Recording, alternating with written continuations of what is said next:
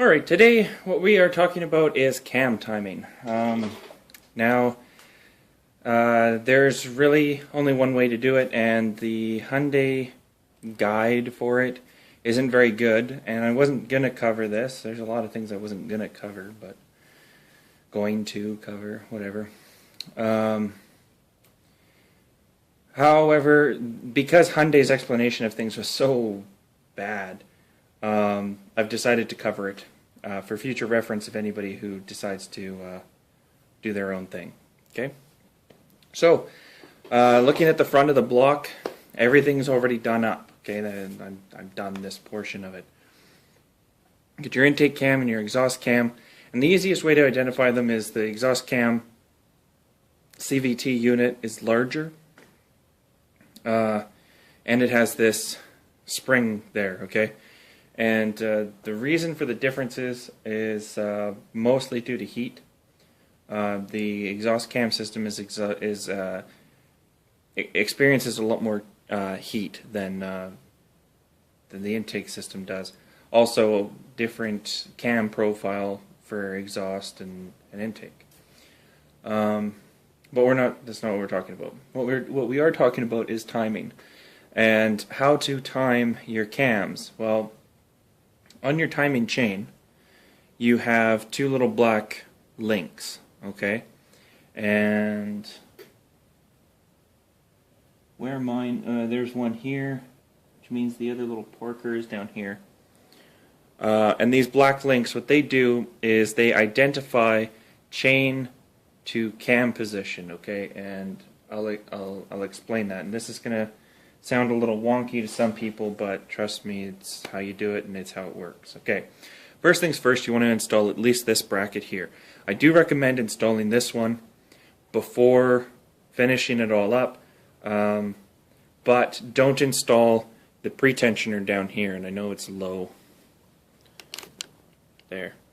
Okay, don't install that.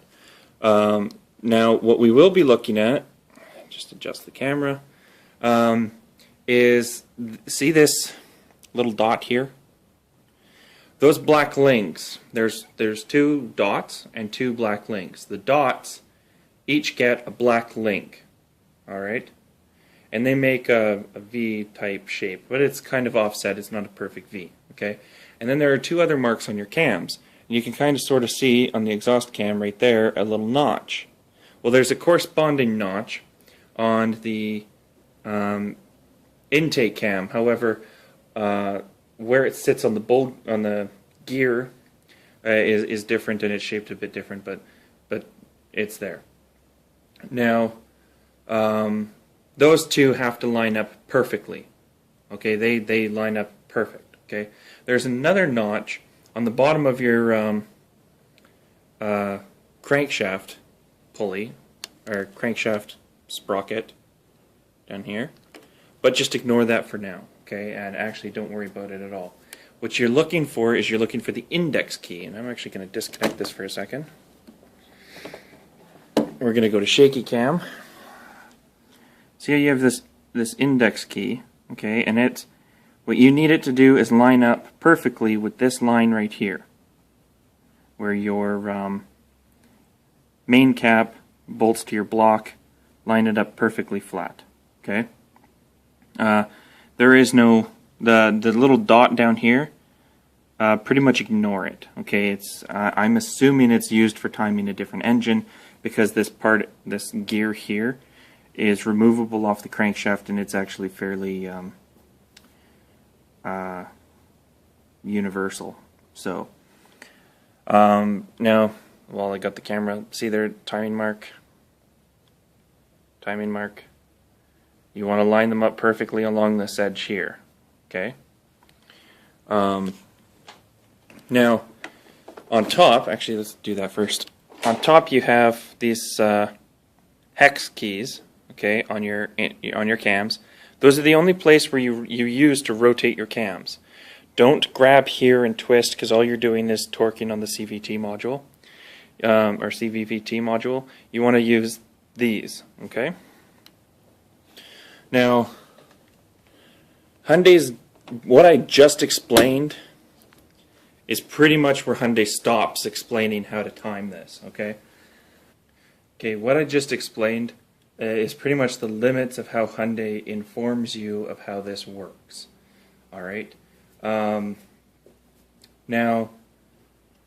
what I'm going to explain next is basically the things that Hyundai doesn't explain. What you need to do, it's best if you do this with a second person because it's so much easier. What you do is you get your cams, these lined up across from each other right off the bat. And to do that, you adjust using that hex key back here. Okay? I found it easiest to start, get the intake cam lined up, put the black link on here, and then traipse it across and twist the exhaust cam using that hex until I got the black link on there. And by getting the two links in the correct spots, these should be perfect. Okay, now enter phase 2. What happens is you have this will be draped down here and it'll be going around the bottom and then back up. This should be loose because remember where the auto tensioner is not installed. So when this is like this, you might notice that if you release tension off of this chain that it snaps and everything goes out of phase. So what you do is you run the chain along here using your hand, push against this and keep tension on the chain. By doing that, you got to make sure that this bottom end is all done up correctly as well. By making sure that everything is in line the way it's supposed to be, you will be able to get your engine timed, hopefully on the first try, saving you from having to take the cover off and adjust it based on ECU codes. The ECU will throw a code and inform you which cam is out of sync and by how many teeth, and it's just based on whichever code it throws to you, okay? So, and you don't need a GDS for that. Any scan tool will be able to tell you which code it is, and then you can go from there. Now,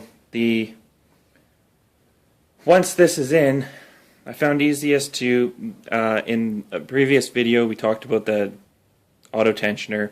Use your tool to ratchet it in and then when it's ratcheted in and you've got it all compressed, put it into its spot, keeping tension on the chain, and then put the two bolts in. Now, all of these bolts go in with, I think it's 8 foot-pounds of torque or 13 Newton meters or something like that. It's in your assembly guide. And don't install them with anything more than that because they really don't need it, okay? They need to free float a bit, so the tensioner can do its thing correctly. Now, if the next step you do, once you've got everything, you think it's pretty much aligned, the next step you do is you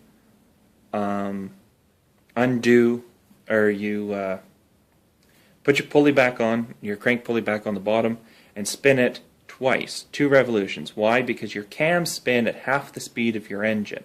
Okay, so you need to rotate the crank twice in order to get them to come back into center. Now, if you spin the crank and it goes around, the chain won't be lined up anymore. Don't worry about that. But you'll notice that if these timing lines don't match up perfectly, then you're out of sync on your crank, and you'll have to release some tension off your crank or off the chain, and then adjust by moving the chain backwards or forwards a link in order to compensate for whichever way. And the reason I suggest starting with having the intake lined up and then the exhaust, basically setting the chain up at the top end with the exhaust, is because the exhaust will be, when you get this one lined up, you know it's in its perfect position.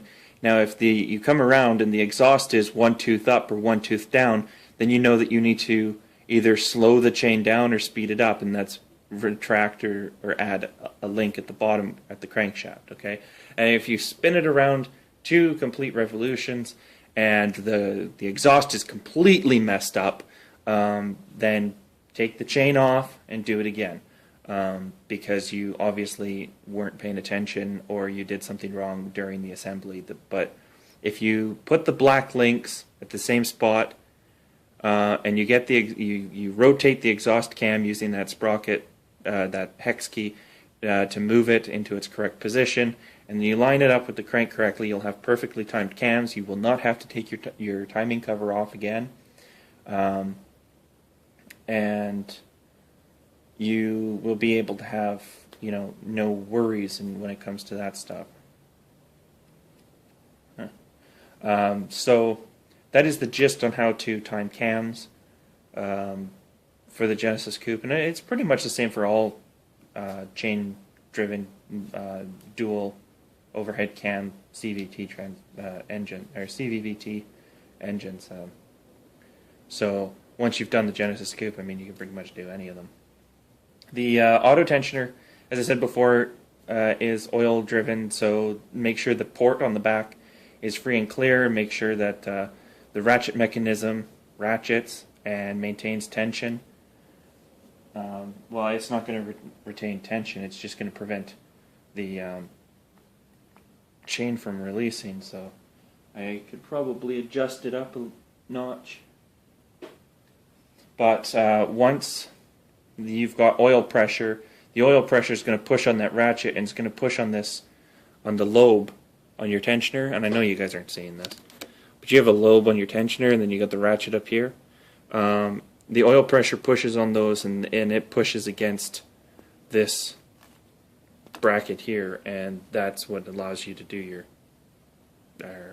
Hyundai Silent self-adjusting chain system. Now, for the curious few, this mechanism down here, which you guys can't really see, this mechanism down here is the little P-tube for oil, and it lubricates this down here.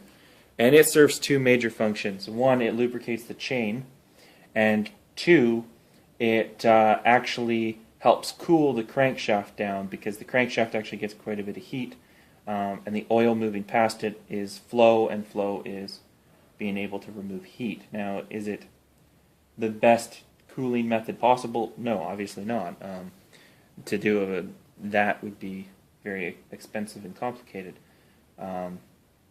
But it is beneficial. Now, when these extend all the way, and a lot of Mitsubishi guys have completely gotten rid of this P-tube, because as the chain expands, it can sometimes hit that, okay? And that's mostly because this pipe has fatigued and has slid back this way. So because this chain, or this tensioner here, is just a guide, you can actually pretty much move this as close as you want to that, and rotate just by some tension. You can rotate it a little bit, and you can push it in to make sure that oil is squirting right on that chain. You do have some oil that bypasses or gets bypassed by the system for your oil control valves, and it leaks out here, and it leaks onto the chain, and it gets splashed up, and blah blah blah blah blah. So it's not, your chain isn't insufficiently lubricated. It's just needs a little extra help. So now you guys will notice that my water pump is installed, and it's missing the actual pulley. And that's because in order to take the valve cover on and off, or not the valve cover, the timing cover on and off, you have to remove the pulley if you already have your water pump installed. So it's just three 10mm bolts. The torque specs are inside your book, and it comes off. Now, currently, as of this video, there's been no, what I would consider an inexpensive pulley replacement.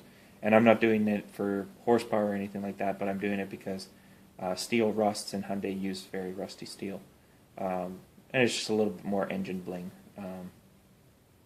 But as of this video, nobody has one, so I'm not doing it, and a factory pulley will be going back on. The accessory belt tension bracket, auto tensioner bracket mechanism has been installed, and a couple of other widgets have been installed on the engine since the last video. But basically, this whole video is about the timing system and how to time it and how to make good on your gravy. So that is basically it for this video. So hope everybody had a fantastic Thanksgiving up here in Canada, and for our American friends, hope you guys have an amazing Thanksgiving too. Get fat on turkey or duck or whatever you eat. So I will see you guys in the next video, and thanks for staying tuned.